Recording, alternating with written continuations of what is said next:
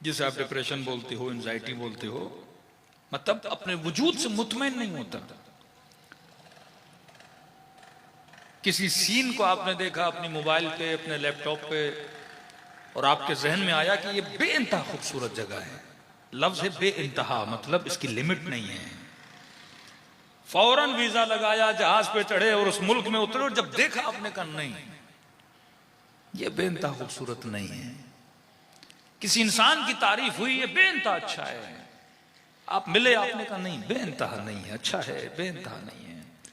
किसी खाने की तारीफ हुई, किसने कहा इसके जायका बेइंतहा मजेदार है, आपने खाया, खाने के बाद पेट भरा, आपने कहा नहीं, बेइंतहा नहीं। अगले दिन फिर कहा कोई इससे भी बेइंतहा है तो ले जाओ, कोई इससे भी बेइंतहा खूबसूरत जगह है, जरा विजिट के लिए हम चलते हैं। देख लिया, अच्छा है, खूबसूरत है, लेकिन वो बेइंतहा देखना है मैंने, वो बेइंतहा लज्जत, वो बेइंतहा मंजर, वो बेइंतहा दौलत, वो बेइंतहा ताकत।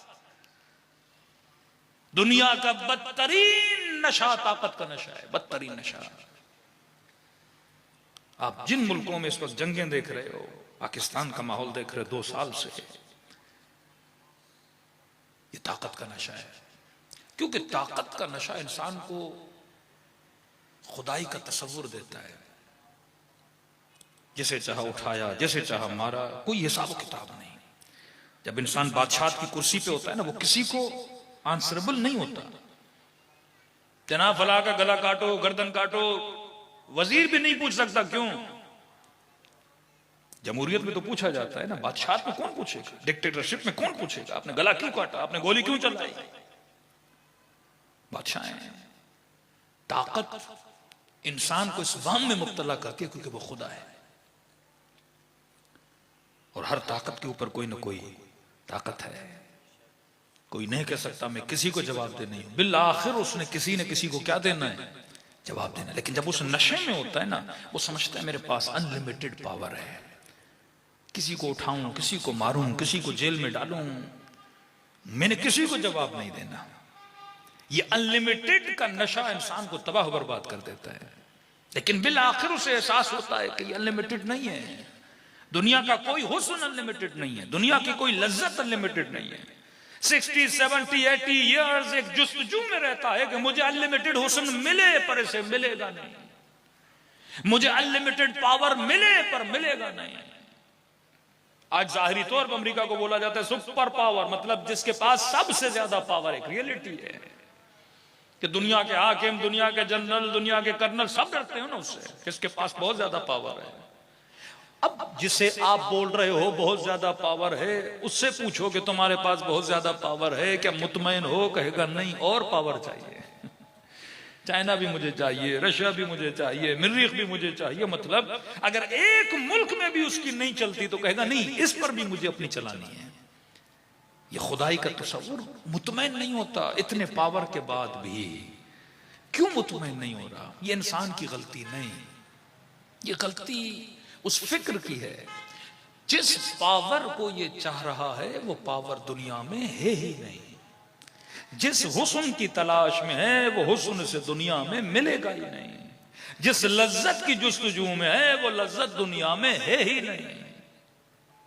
ढूंढ दुनिया में रहा है, जबकि इसे ये नहीं पता कि ये ढूंढने वाला वजूद कौन है। ये समझ रहा है कि ये जिस्म को चाहिए, पर जिस्म महदूद है, वो लामहदूद की जुस्तजू में निकलेगा कैसे। महदूद पेट लामहदूद गजा कैसे मांगेगा, महदूद लज्जत वाला लामहदूद लज्जत को कैसे पाएगा। ये लज्जत के मिनट्स को बढ़ा सकता है, टाइम फ्रेम को बढ़ा सकता है, पर उसके टाइम फ्रेम को अनलिमिटेड नहीं कर सकता। तभी इसी जुस्तजू में रहते रहते रहते इसकी 90 साल जिंदगी गुजर जाती है। बेसुकून था, बेसुकून रहा और बेसुकून चला गया।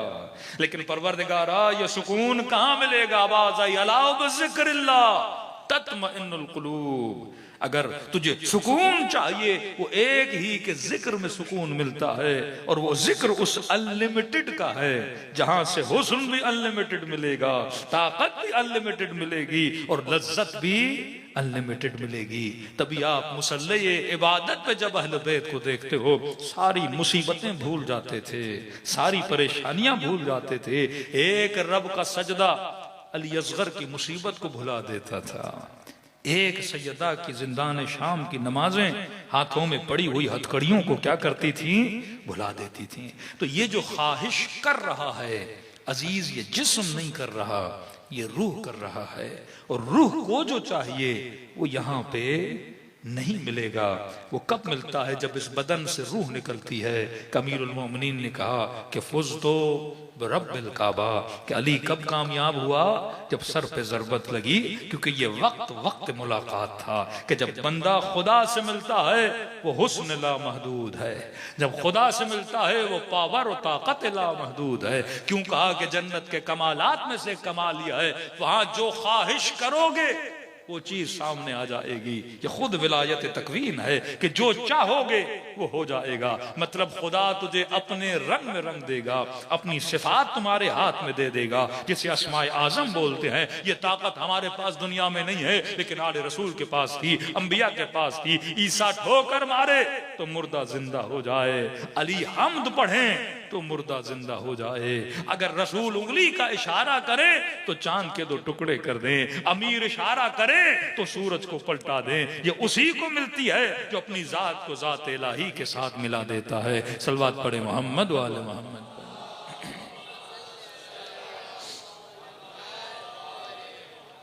तो जिस आलम में हम रहते हैं यह आलम गफलत है। क्यों फरमाया मन आरफ नफ्सहू फक़द आरफ रब्बह, जिसने खुद को पहचाना उसने खुदा को पहचाना। तो पहले तो अपनी नस्लों को ये डिफाइन करो कि लाल 2 चीजें हैं, एक है जिस्म, एक है रूह। अब ये हकीकत है कि रूह हमें नजर नहीं आती। मैं जो जिसे देख रहा हूं वो जिस्म है, सुबह से शाम तक जिससे मेहनत करता हूं जिस्म है, नमाजें पढ़ता हूं जिस्म से, रोजे रखता हूं जिस्म से। एक मौजू की तरफ मैंने इशारा दिया था, क्योंकि तकरीबन आप देखेंगे 10-15 साल के बाद बड़ी कसरत से नस्लें दीन से भागेंगी, और वो भी हमारी गलत ट्रेनिंग्स की वजह से। जिस तरह से हमने दीन अपनी नस्लों तक पहुंचाया वो गलत रविश थी। अभी रविश आपको बदलनी होगी, वो रविश लॉजिकल रविश है। हमारे यहाँ अक्सर हमारी नस्लें तकलीदी हैं। बाप नमाजी बेटा नमाजी, बाप हाजी बेटा हाजी। मतलब जो बाप करता गया वो बाप को देख के दोहराता गया। अब वो जमाना नहीं रहा कि आपकी नस्लें आपको देख के करें। अब पूछती हैं नमाज क्यों पढ़ें, रोजा क्यों रखें, असलन मजलिस में क्यों जाएं, 1 घंटा मजलिस में क्या करने जा रहे हैं, इस मजलिस से उस मरहुमा को क्या मिलेगा, क्या ये मजलिस मरहुमा के लिए है या मेरे लिए है? मजलिस के मल्टीपल इफेक्ट्स हैं। एक इफेक्ट तो मरहुमा के लिए है या मरहूम के लिए है, वो भी मजलिस की वजह से नहीं। क्योंकि मजलिस या बेटा करा रहा है या बेटी करा रही है या फैमिली करा रही है, तो सवाब किसे मिलेगा?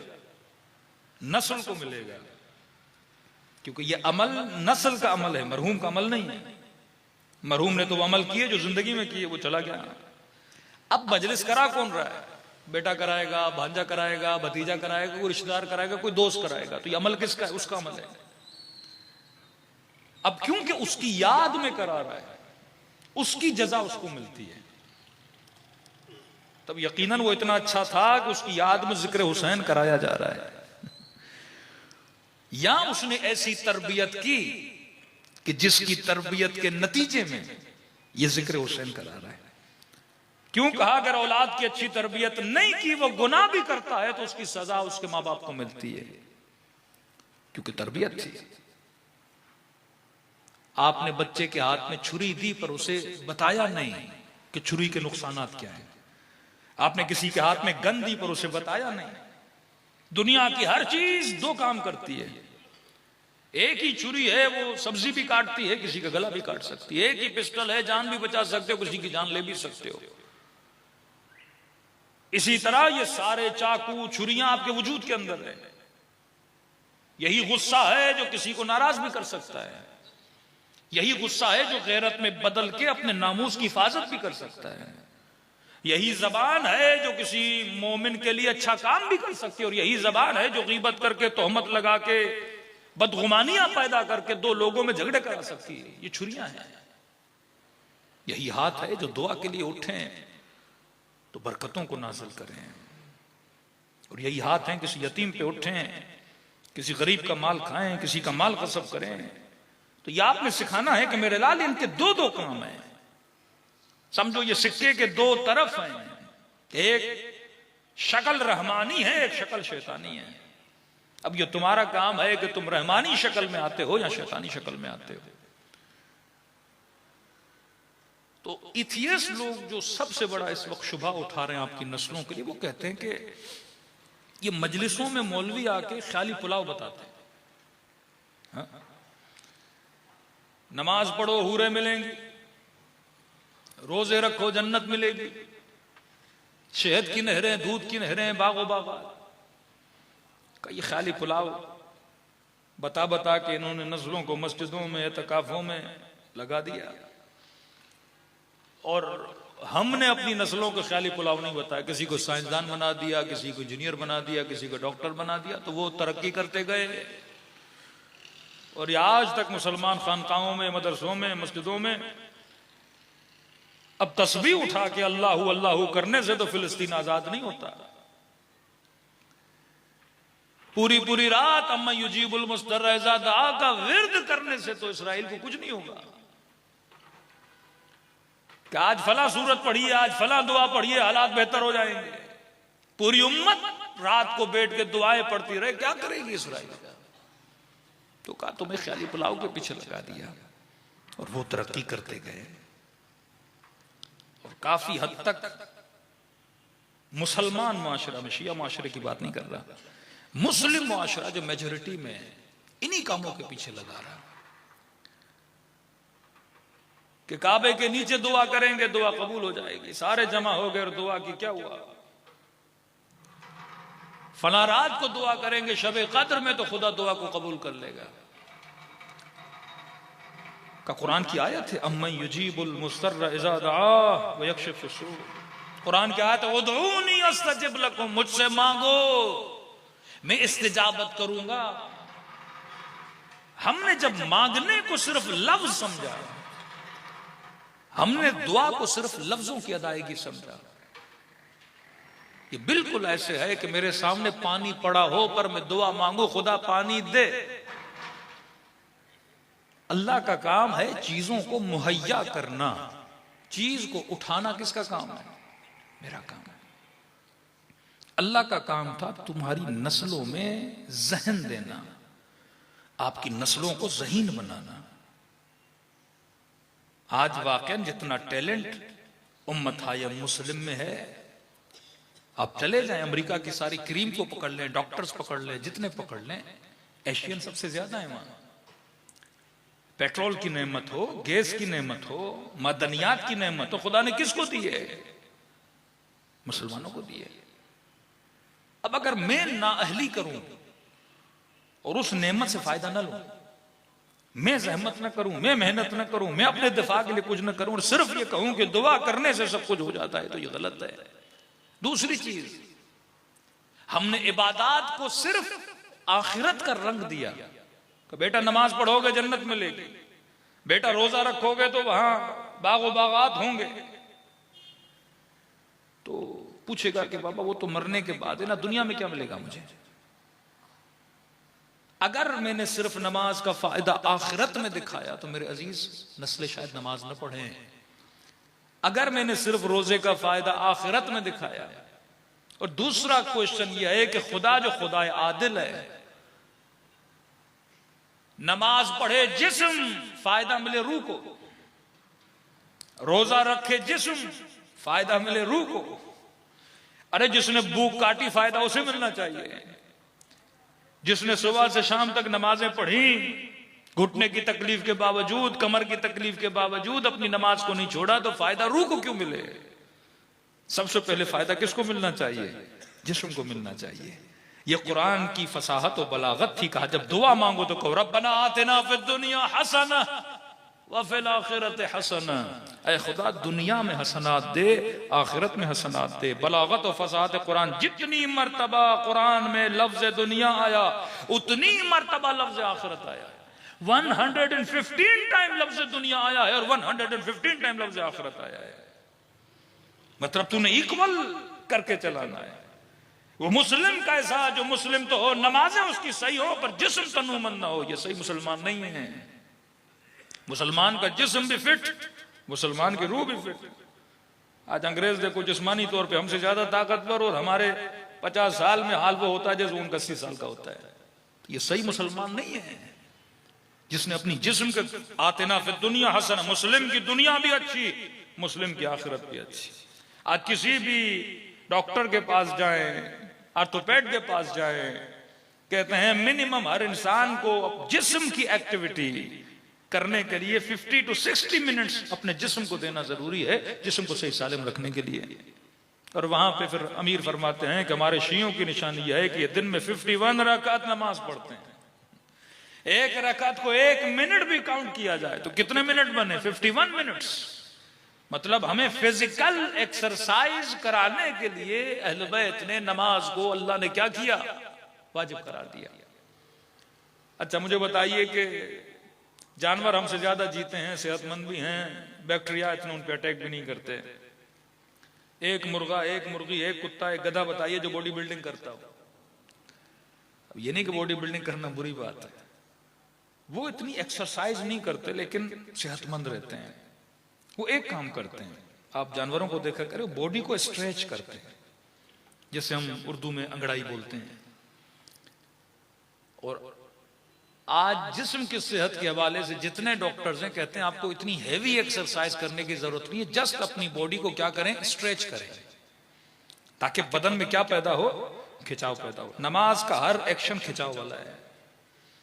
का रुकू में जाओ तो कमर इतनी नीचे हो कि गिलास अगर कमर पे रखा जाए तो गिरे ना, घुट्टे सीधे हो। हम वाजिबात को अदा करते हैं, मुस्तहबात को भूल जाते हैं।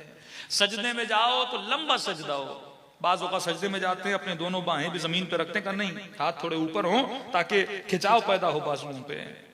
आज नई नई एक्सरसाइजेज आई हैं कि टांगे ऊपर करते हैं, सर नीचे करते हैं ताकि ब्लड कहां पे आ जाए? दिमाग में आ जाए। और आप जब सजदा देते हैं सबसे ज्यादा ब्लड कहां पे आ जाता है? दिमाग में आता है। अमीर फरमाते हैं बंदा सबसे ज्यादा खुदा को उस वक्त करीब होता है जब हालत सजदा में होता है।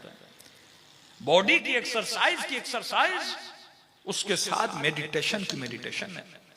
मतलब जिस्म को भी सेहत दे रहा हूं, साथ में अपनी रूह को भी क्या कर रहा हूं?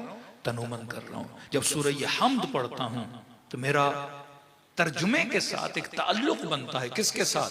परवरदिगार आलम के साथ। कहे खुदा ये सजदा कर रहा हूं, ये खून की रवानी मेरे बदन में किसने पैदा की? तूने पैदा की। ये जिस्म जो आज मेरा खड़ा है, एक इंसान मर जाता है, आप लाख उसे खड़ा करें फिर वो जमीन पे गिर जाता है, वही घुटने हैं, वही पांव हैं, कॉन्शियस नहीं है, अपने बदन को खड़ा नहीं कर सकता। ऐ खुदा मेरा जिस्म 2 टांगों पे खड़ा है बगैर किसी मदद के। इसके पीछे मदद किसकी है? तेरे वजूद की मदद है। ऐ खुदा सांसें ले रहा हूं, ज़बान से तेरे नाम और तेरे लफ्जों को अदा कर रहा हूं। ये सांसों से लफ्ज बना कौन रहा है? खुदा यह किसकी दी हुई ताकत है? तेरी ताकत है। तो एक एक नेमत का एहसास भी करोगे तो नमाज सबसे पहले जिस्म को फायदा देती है, उसके बाद रूह को फायदा देती है। जो नमाज मेरे जिस्म को फायदा न दे उसकी आखिरत का कोई फायदा नहीं है। तो नमाजें ऐसी होनी चाहिए जिससे जिस्म भी तनूमंद हो, फिर रूह को फायदा होता है। रूह को फायदा उस इताअत इलाही की वजह से होता है। लेकिन ये जो जिस्म की उठक बैठक है, खुदा ने इबादत करानी थी बोल देता 4 तस्बीह अल्लाह की पढ़ दो, खुदा ने इबादत करानी थी बोल देता 1 घंटा कुरान की तिलावत कर दो, अल्लाह ने तिलावत करवानी कोई और काम करवा देता। लेकिन ये नमाज के एक्शन खुदा ने ऐसे क्यों रखे? अगर खुदा हकीम है तो उसका कोई एक्शन बगैर हिकमत के खाली नहीं हो सकता। और एक्शन जिस्म के दिए हैं तो फायदा किसको होना चाहिए? जिस्म को होना चाहिए। इसी तरह रोजा है, रोजे का सबसे ज्यादा फायदा किसको है? जिस्म को है। इंसान का विल पावर मजबूत होता है, इंसान के अंदर भूख को बर्दाश्त करने की ताकत बढ़ती है, पानी को बर्दाश्त करने की ताकत बढ़ती है। और आज हज़रत बताते हैं कि रोजे रखने से इंसान को कैंसर नहीं होता, मुख्तलिफ बीमारियों से बच जाता है। तो सबसे पहले आपने उसे जिस्मानी फायदा बताना है। पैसे दे देकर लोग जिम ज्वाइन करते हैं क्योंकि दुश्मन इतने फायदे बता देता है। अगर आप यही फायदे नमाज के बताओ और फ्री में मुसल्ले पर भी आएगा और किसी डॉक्टर से पूछने की जरूरत भी नहीं है, वो जो अजीम तरीन हकीम भी है और साहिब हिकमत भी है। तो अगर हम जिस्म की निजात चाहते हैं तो वो भी दीन में है, अगर रूह की निजात चाहते हैं वो भी दीन में है। सलवात पढ़े मोहम्मद व आला मोहम्मद।